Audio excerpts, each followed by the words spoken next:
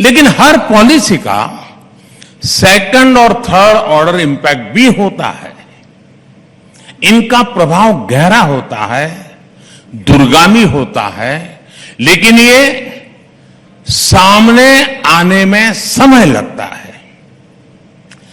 इसकी comparative study करने के लिए, विस्तार से समझने के लिए हमें कई दशक पीछे जाना पड़ेगा। आप लोग टीवी की दुनिया वाले 2 विंडो चलाते हैं ना, पहले और अब वाली, बिफोर एंड आफ्टर वाली, तो मैं भी कुछ वैसा ही आज करने वाला हूं। तो पहले जरा बिफोर की बात कर लेते हैं। साथियों, आजादी मिलने के बाद लाइसेंस राज वाली जो इकोनॉमी पॉलिसी अपनाई गई थी, उसमें सरकार ही कंट्रोलर बन गई। कंपटीशन खत्म कर दिया गया। प्राइवेट इंडस्ट्री को, एमएसएमईज को आगे नहीं बढ़ने दिया गया। इसका पहला नकारात्मक प्रभाव तो यही हुआ कि दूसरे देशों के मुकाबले हम पिछड़ते चले गए, हम और गरीब होते गए। उन नीतियों का सेकंड ऑर्डर इंपैक्ट और भी बुरा हुआ। भारत की कंजम्पशन ग्रोथ दुनिया के मुकाबले बहुत कम रह गई। इसकी वजह से मैन्युफैक्चरिंग सेक्टर कमजोर हुआ और हमने इन्वेस्टमेंट के मौके गंवा दिए। इसका तीसरा प्रभाव यह हुआ कि भारत में इनोवेशन का माहौल ही नहीं बन सका। ऐसे में न ज्यादा इनोवेटिव एंटरप्राइज बने और ना ही ज्यादा प्राइवेट जॉब्स क्रिएट हुई। युवा सिर्फ और सिर्फ सरकारी नौकरी के भरोसे रहने लगे। देश की कई प्रतिभाओं ने तब काम का माहौल ना देखकर देश छोड़ने तक का फैसला कर लिया। ये सब उन्हीं सरकारी नीतियों का थर्ड ऑर्डर इंपैक्ट था। उन नीतियों के इंपैक्ट ने देश के इनोवेशन, हार्डवर्क और एंटरप्राइज की क्षमता को कुचल दिया। साथियों, अब जो मैं बताने जा रहा हूं वो जानकर रिपब्लिक टीवी के दर्शकों को भी जरूर अच्छा लगेगा।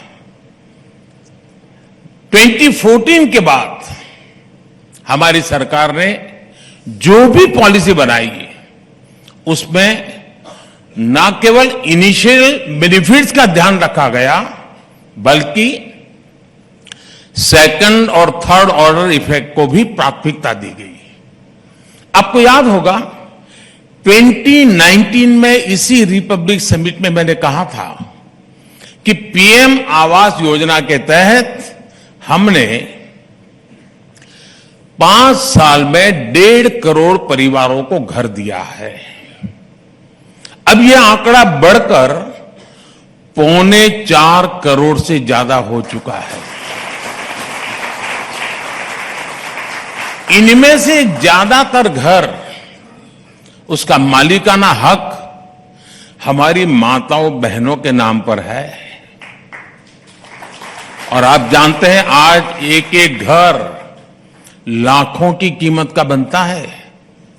यानी करोड़ों गरीब बहनें, मैं आज बड़े संतोष से कहता हूं, लखपति दीदी बनी है।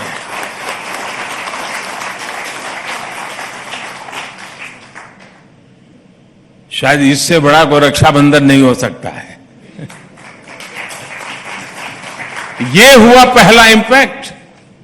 इसका दूसरा परिणाम यह सामने आया कि इस योजना से गांव-गांव में रोजगार के लाखों अवसर तैयार हुए।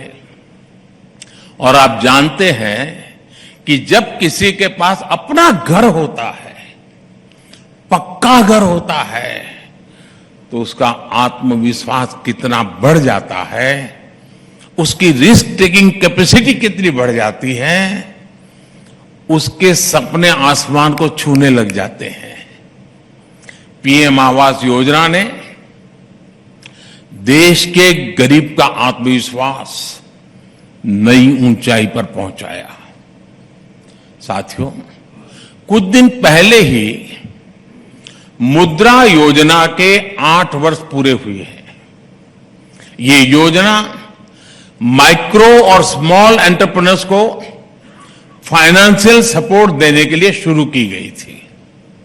मुद्रा योजना के तहत 40 करोड़ से अधिक लोन बांटे गए, जिनमें करीब 70% महिलाएं हैं।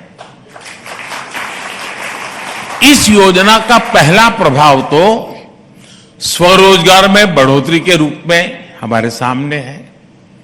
मुद्रा योजना हो, महिलाओं के जनधन अकाउंट खुलना हो, या फिर सेल्फ हेल्प ग्रुप को प्रोत्साहन, आज इन योजनाओं से देश में एक बड़ा सामाजिक बदलाव होते हुए हम देख सकते हैं। इन योजनाओं ने आज परिवार के डिसीजन मेकिंग प्रोसेस में महिलाओं की मजबूत भूमिका स्थापित कर दी है।